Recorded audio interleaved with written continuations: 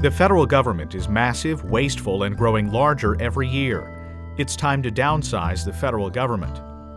The Department of Education was created in 1979 to provide subsidies for K-12 education and higher education. Today, the department routinely consumes about $50 billion a year in taxpayer dollars, about $400 for every American family.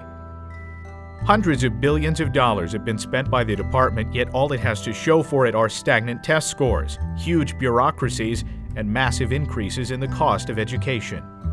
While federal involvement in education has dramatically increased and funding per pupil has more than tripled since the 1970s, performance on standardized tests has remained decidedly flat. The U.S. also routinely performs poorly on international comparisons, while Canada, which has no federal education department, consistently does well in international rankings. The regulations and mandates that go with education funding are also expensive. In 2008, the Department of Education estimated that 7.8 million hours of work would be needed for state and local education agencies to comply with just those regulations governing Title I grants. In many states, a majority of state-level education department workers are those administering federally funded programs.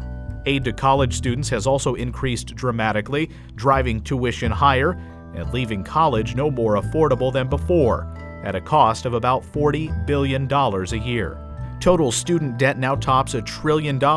That's more than either outstanding U.S. auto loan debt or credit card debt.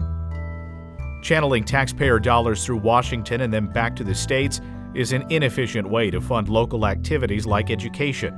It would be better if states funded their own education programs, free from all the paperwork that comes with federal aid. The Department of Education and the entirety of its programs can simply be shut down at a savings of at least $50 billion a year. For details on cutting the Department of Education and other government programs, visit downsizinggovernment.org, a project of the Cato Institute.